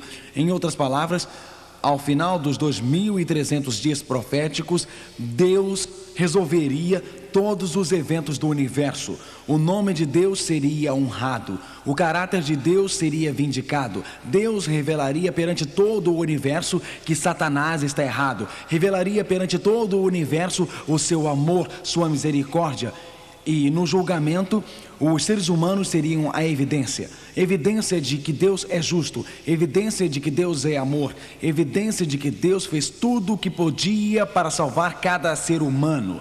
Em cada vida que viesse perante o tribunal de Deus, seria demonstrado que nada mais poderia ter sido feito para salvar aquela pessoa, que Deus fez tudo o que era possível para salvar aquela pessoa. Ao final dos 2.300 dias proféticos, em seu julgamento, o próprio Deus revelaria que as pessoas que se perderam-se por suas próprias ações, suas escolhas e suas decisões. O que é a purificação do templo? O que isso significa? O que significou para Daniel quando ele ouviu aquela expressão? Daniel era judeu. O que a experiência de purificação do santuário significava para Daniel? Para nós soa um pouco estranho. No Velho Testamento, Deus disse a Israel e a Moisés: e me farão um santuário para que eu possa habitar no meio deles. Deus ordenou que Israel construísse um tabernáculo. Eles o fizeram. Aquele santuário era dividido em 3 partes. Havia um pátio externo e o tabernáculo em si era uma tenda. No pátio externo eram oferecidos sacrifícios de animais. Se o indivíduo pecasse, deveria trazer o animal para ser sacrificado. Quando o animal era imolado no pátio externo, o sacerdote levava o sangue para a tenda e o aspergia diante do lugar do Santíssimo. Naquela tenda havia 2 ambientes, um chamado Lugar Santo e outro Lugar Santíssimo. O sangue era aspergido no Lugar Santo, diante da lei de Deus. Uma vez por ano era feita a purificação do santuário. Vamos caminhar pelo santuário juntos. Venha comigo até o sopé do Monte Sinai. Vamos caminhar por este santuário juntos. Usei algumas cordas para ilustrar o santuário. O tabernáculo era uma tenda.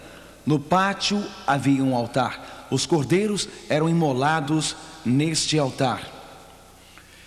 Se o indivíduo pecasse, traria seu cordeiro para o lado do altar. O pecador pegaria sua faca e a enterraria bem no meio do coração do cordeiro. O sangue que jorrava representava o sangue de Jesus que verteu. O cordeiro então seria tomado e colocado em cima do altar. A maior parte do seu corpo era queimada e seu sangue escorria pelo altar. Parte deste sangue era então levado ao tabernáculo.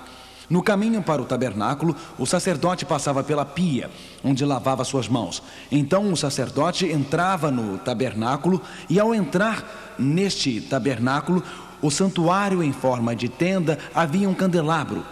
Aquele candelabro representava Jesus Cristo como a luz de nossas vidas, que ilumina toda a escuridão. Além do candelabro, havia uma mesa onde ficavam os pães da proposição. Representava Cristo, o pão da vida, aquele que alimenta a nossa vida. Então havia um altar de incenso, que representa a maravilhosa vida perfeita de Cristo em sua justiça subindo ao céu. Quando alguém pecava, o sangue era aspergido aos chifres daquele altar. No outro cômodo ficava a arca do concerto e a lei de Deus. Uma vez por ano, o sacerdote judeu entrava neste lugar. Ele levantava as mãos perante a lei de Deus para purificar Israel de todos os seus pecados.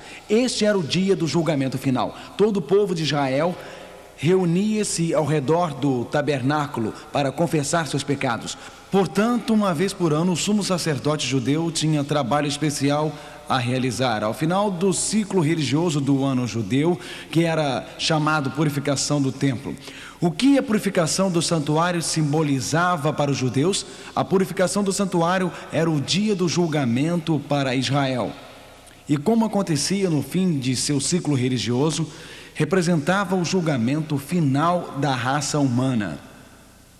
Sendo assim, quando Daniel disse: até 2.300 dias e o santuário será purificado, estava falando de um santuário no céu. Estava falando de um julgamento no universo para purificar a terra do pecado. Estava falando do selamento final dos destinos da humanidade. Quando começou o julgamento, estamos vivendo um momento do juízo? Daniel 8, versículo 14 diz: ele me disse, até 2.300 tardes e manhãs e o santuário será purificado. Será que o relógio já soou?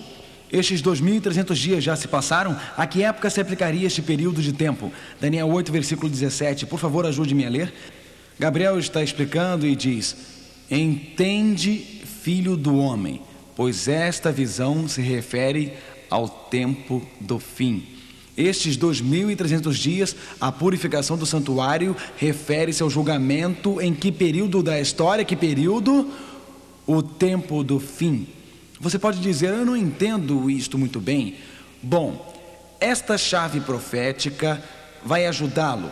A Bíblia sempre explica a si mesma.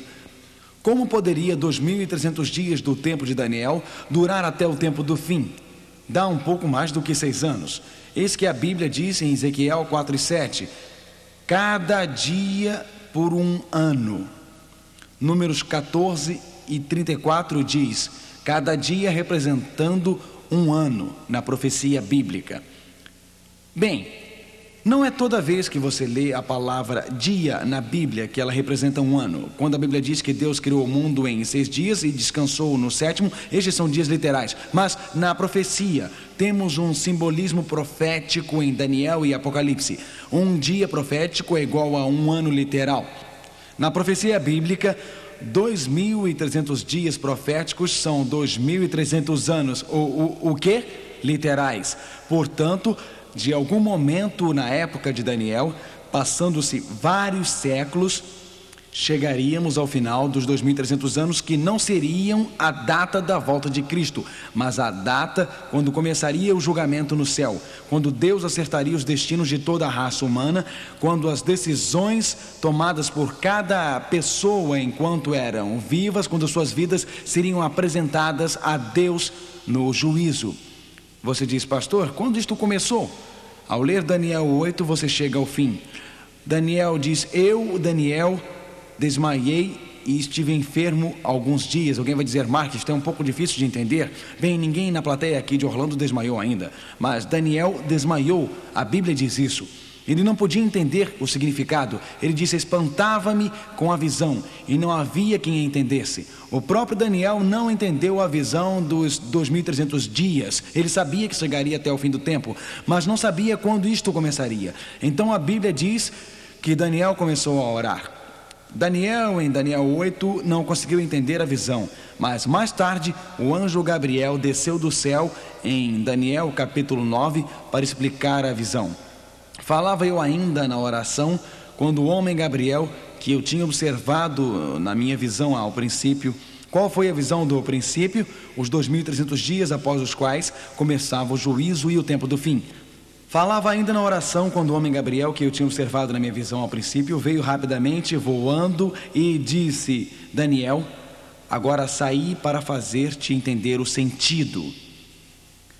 O anjo Gabriel então veio do céu e disse: Daniel, você desmaiou, você não entendeu a visão, mas eu vim para lhe explicar a visão. Vou lhe explicar sobre o tempo do fim, quando Cristo virá pela segunda vez.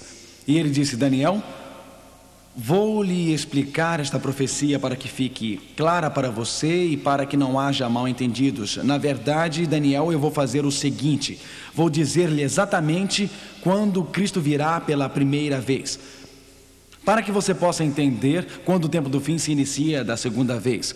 Os judeus tinham um ditado que dizia: amaldiçoado seja o dedo na mão, no braço do homem que vê o Messias, em Daniel capítulo 9. O que vocês estão para ver, senhoras e senhores, é a mais incrível profecia da Bíblia. Na verdade, esta única profecia levou milhares de céticos a tornarem-se cristãos e milhares de infiéis a lerem a Bíblia. Esta profecia é tão espantosa, tão estarrecedora, é incrível porque, na verdade, descreve nos dias de Daniel o momento da primeira vinda de Jesus e eventos que aconteceriam na vinda de Cristo. Depois continua dali até o tempo do fim.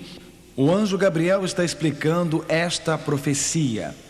Quando estes 2.300 anos se iniciam e quando terminam, Gabriel explica. Está falando com Daniel e diz: 70 semanas estão determinadas sobre o teu povo. Daniel 9, 24.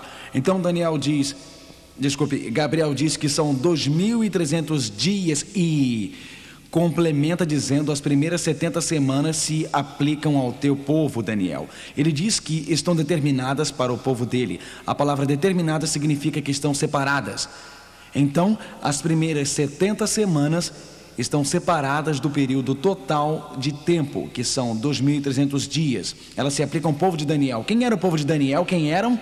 Os judeus. Portanto, a profecia tem duas partes. A primeira parte aplica-se aos judeus. 70 semanas estão determinadas sobre o teu povo. Bem, lembram-se que lemos na profecia bíblica: um dia iguala-se a o quê? Um ano. Estas 70 semanas foram separadas para o povo de Daniel. Para o povo de Daniel. Quantos dias há numa semana? Quantos? 7. Vocês são bons alunos? 7 dias, ótimo. 70 vezes 7 dá quanto?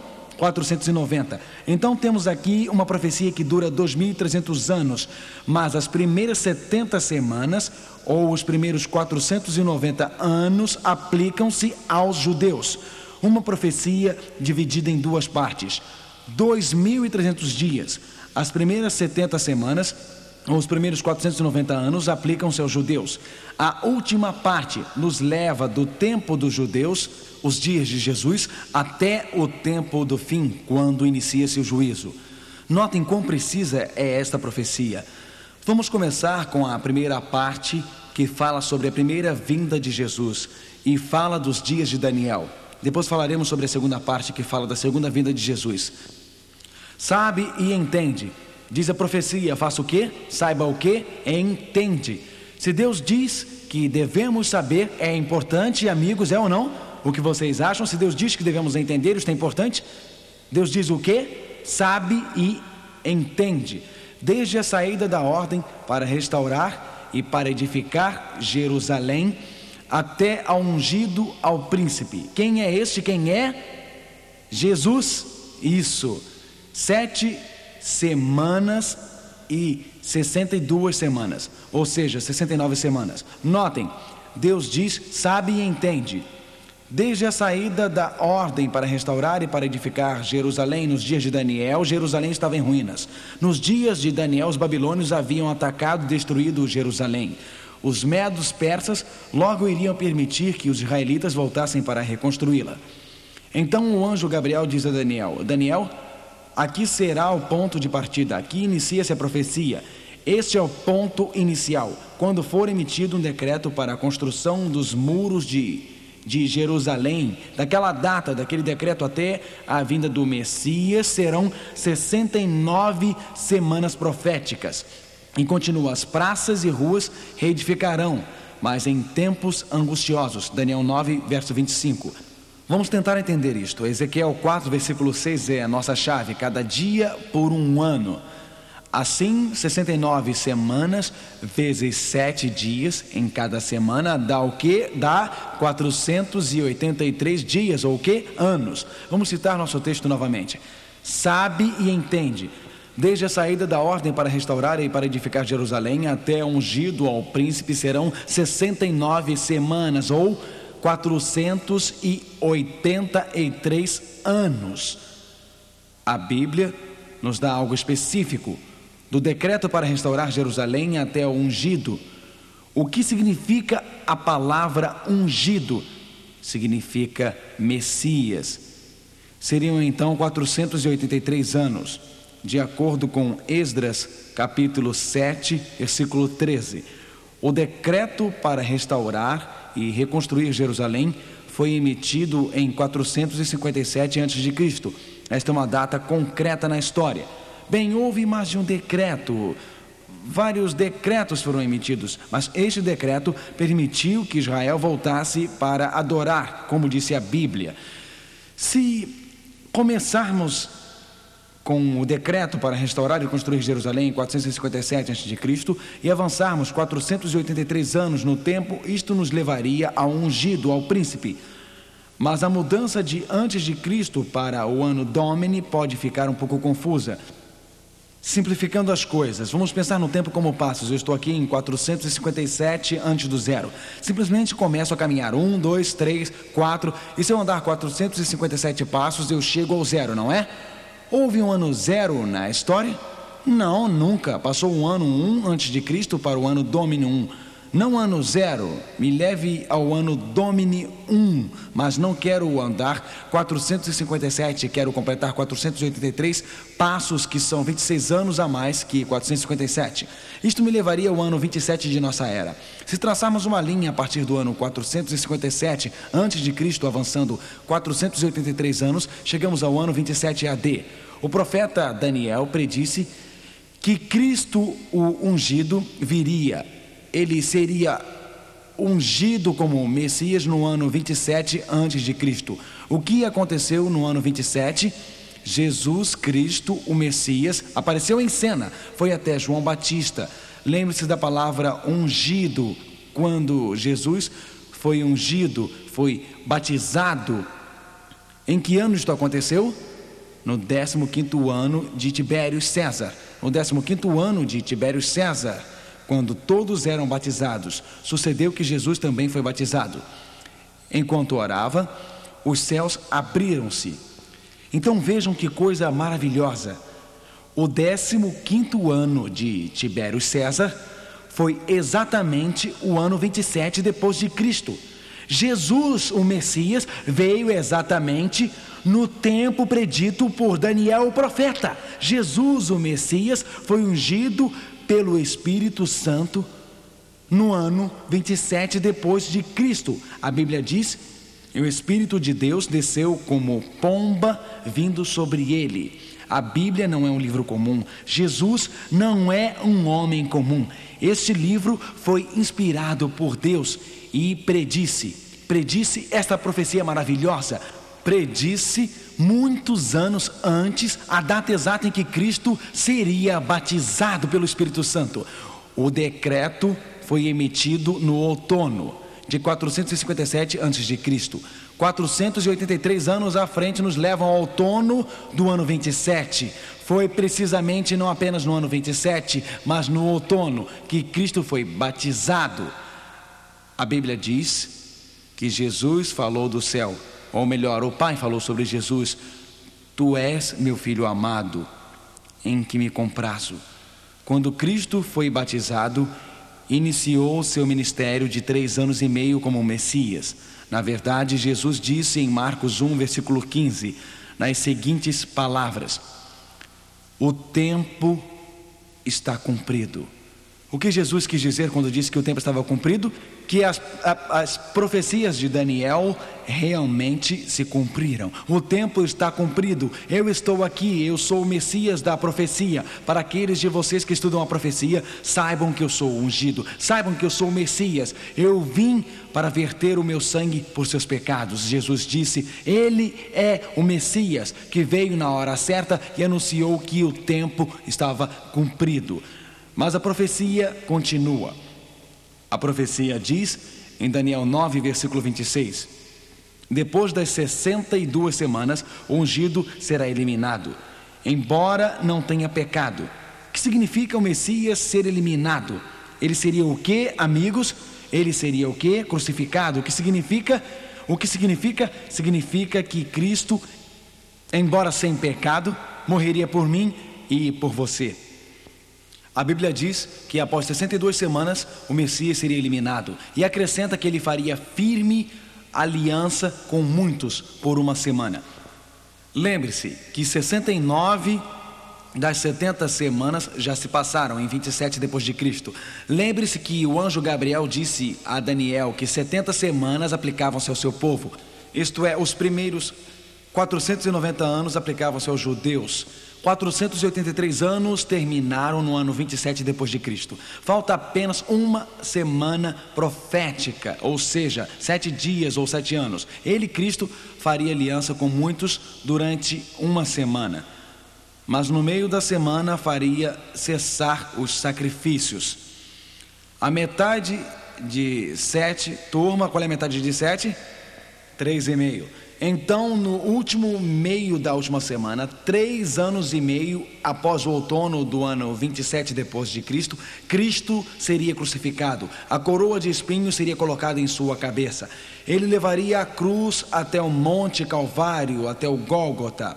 Cristo seria pendurado na cruz, com cravos em suas mãos, coroa de espinhos na cabeça, uma lança perfuraria o seu lado, seu sangue verteria por você e por mim. Ele, o Messias, muito mais que um bom homem, muito mais que um mestre com ética, mais que um filósofo religioso, ali estava o Filho de Deus morrendo na cruz. A profecia das 70 semanas nos leva ao Messias. Os primeiros 483 anos, iniciados no decreto para reconstruir os muros de Jerusalém em 457, nos levam ao batismo de Cristo no ano 27. 3 anos e meio do outono do ano 27, vamos observar com cuidado. 3 anos após o outono de 27 nos levaria ao outono dos anos 30.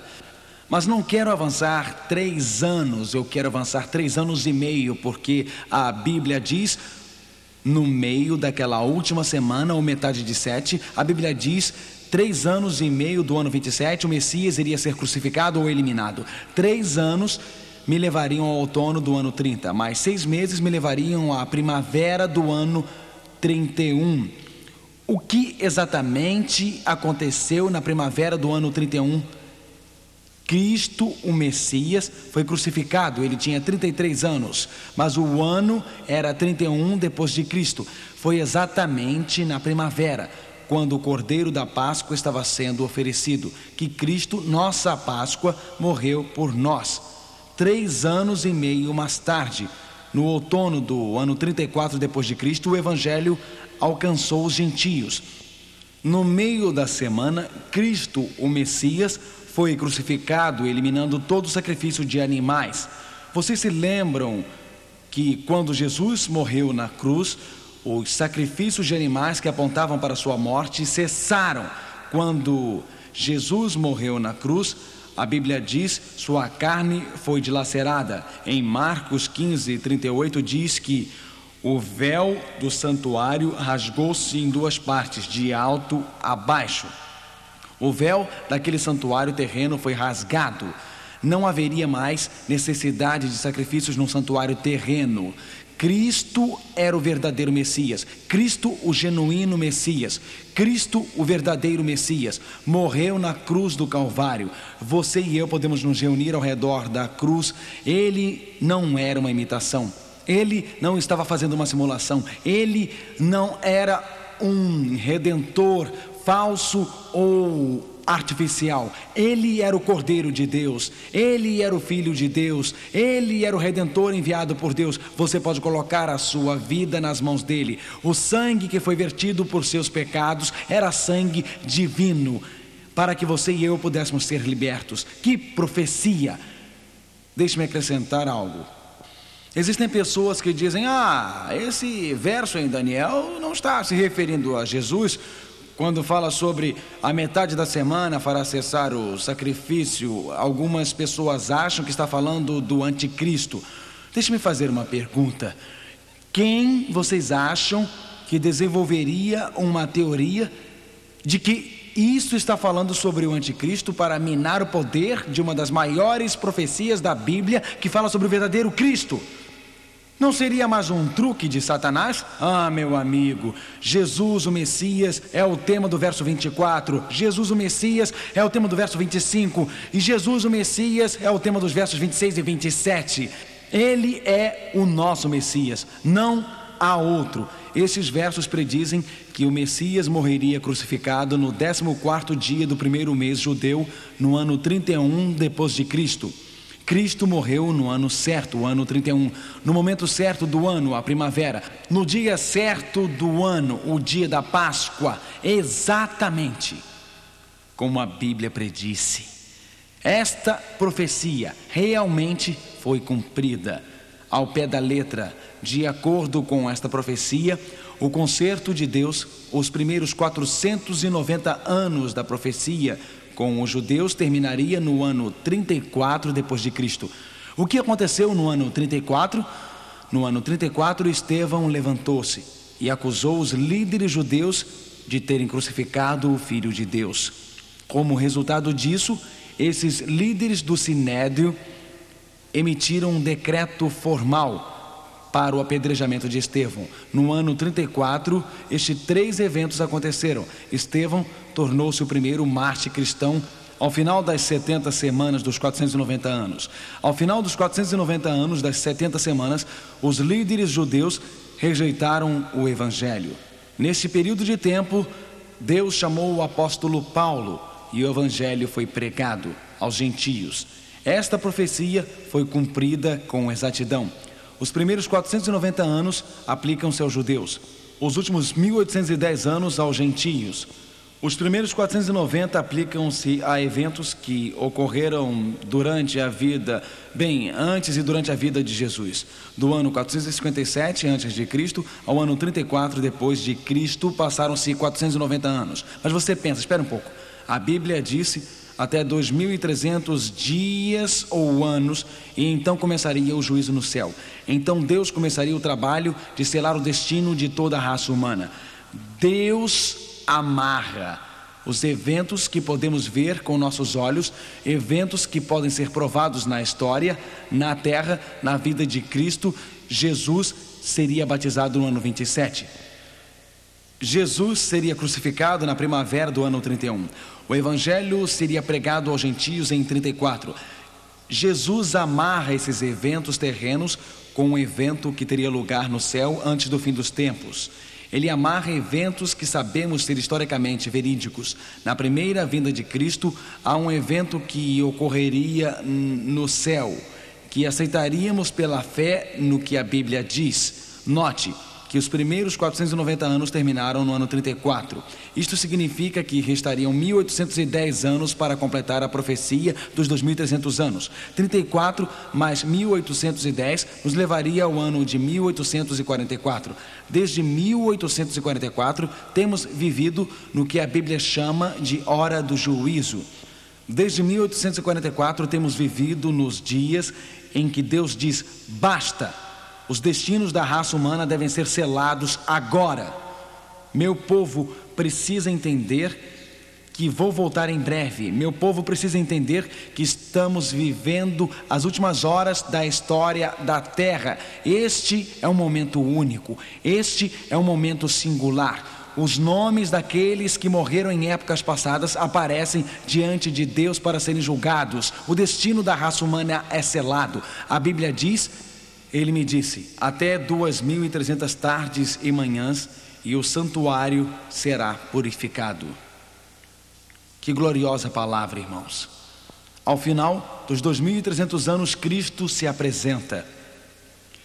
E ele pergunta: poderia eu ter feito mais alguma coisa para salvar Harry ou Joan? Poderia ter feito mais alguma coisa? O universo inteiro assiste. Este é um momento especial. Deus revela que em seu trato com cada vida Ele foi justo. Deus revela que em seu trato com cada pessoa foi amoroso. Deus revela que não poderia ter feito nada mais para salvar nenhum outro ser humano. Apocalipse 14, 7 diz: temei a Deus e dai-lhe glória, pois vinda é a hora de seu juízo. Leiam esta palavra comigo, por favor.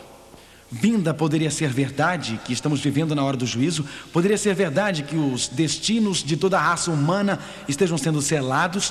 Poderia ser verdade que Deus tenha começado a fazer os acertos finais no universo. Poderia ser verdade que Cristo, o grande sumo sacerdote celestial, assim como o sumo sacerdote judeu, entrou no lugar santíssimo, o lugar de purificação no fim do ano judeu. Poderia nosso sumo sacerdote estar no lugar santíssimo, no santuário celestial? A Bíblia fala de dois santuários, um na terra e outro no céu. Na terra, o Cordeiro morreu. Cristo, nosso Cordeiro, deixou o santuário celestial e morreu na cruz, no tribunal do mundo. Após o sumo sacerdote na terra, aliás, depois que o sacerdote terreno levava o sangue do Cordeiro, ele entrava no lugar santíssimo do santuário terreno. Assim Jesus ascendeu ao santuário celeste após a sua morte. No último dia no final de um ciclo religioso, o fim do ano judeu, o sumo sacerdote fazia o serviço ligado ao julgamento. Então Jesus, no fim dos tempos, iniciou a obra especial do julgamento. Desde 1844 temos vivido no que a Bíblia chama de hora do juízo. Mas você diz: espere um momento, isto foi há 150 anos atrás. Como poderíamos estar há 150 anos vivendo a hora do juízo? A Bíblia diz que não sabemos o dia do fim, mas a Bíblia também diz que podemos saber o tempo do fim. Isto é, o período que é chamado tempo do fim ou juízo. A areia da ampulheta está quase no fim. É uma questão somente de segundos até o fim. Lembrem-se, nos dias de Noé, o que a Bíblia diz sobre os tempos de Noé. Diz que pregou durante 120 anos. Durante 120 anos, Noé disse: o juízo de Deus cairá sobre a terra. Por que 120 anos? Porque Deus é tão misericordioso que antes deste mundo ser destruído pela água, Ele queria que cada ser humano fosse alertado a respeito do cataclisma de água. Durante 120 anos, os juízos de Deus aguardaram. Durante 120 anos, o mundo viveu a hora do juízo antes do dilúvio.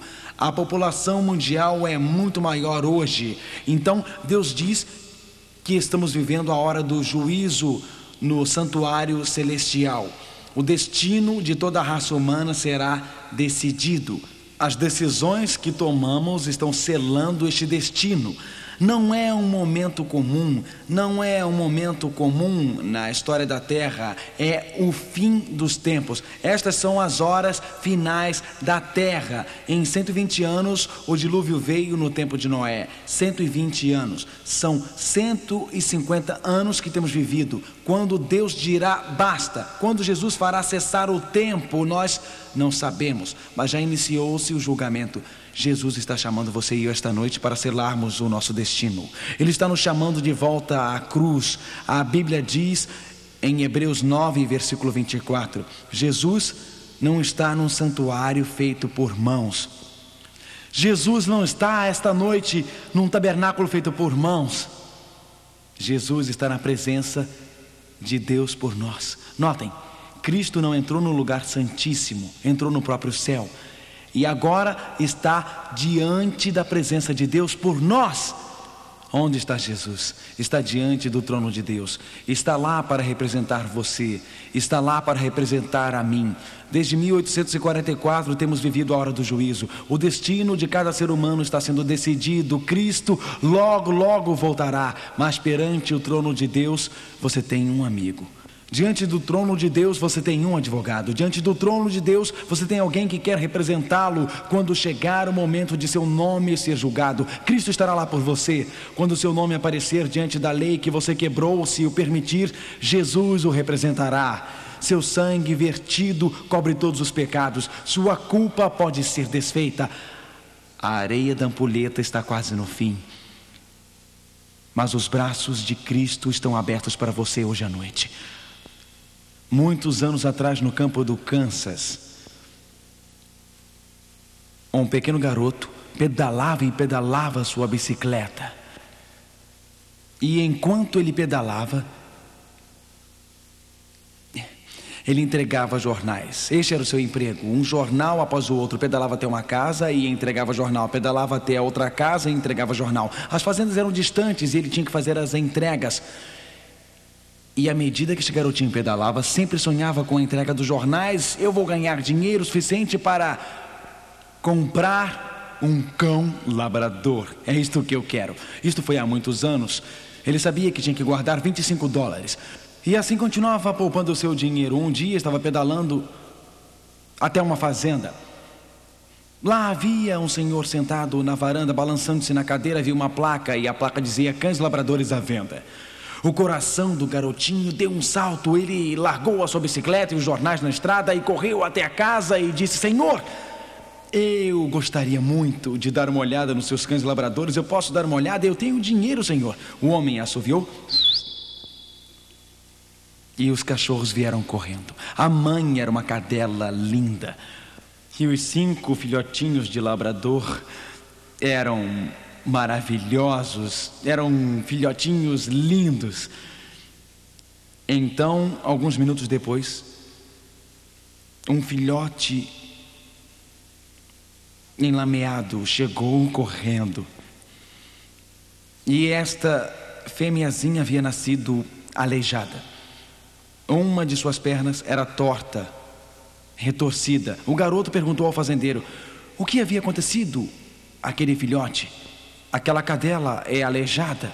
Eu vou ter que matá-la, livrar-me dela, suja, imunda e aleijada.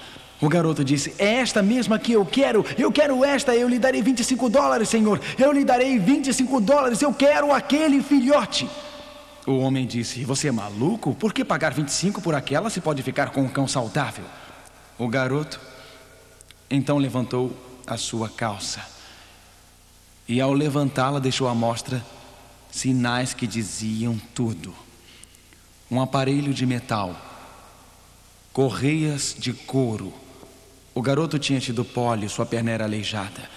O garoto que mancava ao andar disse: Senhor, aquele filhote precisa de alguém que o entenda. Eu posso entendê-lo. Perante o trono de Deus, nas horas finais do julgamento da terra, eu preciso de alguém que me entenda. Se meu caso aparecer diante de Deus, eu estarei perdido por ser um pecador. Mas na hora do juízo, nos momentos finais da terra, eu preciso de alguém que entenda minhas tristezas, alguém que entenda minhas desilusões, alguém que saiba onde eu nasci, alguém que conheça os momentos difíceis da minha vida, alguém que conheça a minha história, alguém que conhece a dor, alguém que veio e viveu de forma humana, alguém que enfrentou o Satanás no meu lugar, alguém que derrotou as tentações de Satanás, alguém que verteu o seu sangue por mim, alguém que é divino, alguém que apresenta-se diante de Deus no meu lugar. Jesus entende. Ele está na presença de Deus por nós. Na hora do juízo hoje, você pode ir até a Ele. Você pode reunir-se ao pé da cruz. Você pode reunir-se ao redor do santuário celestial, pois seu sangue foi vertido por você.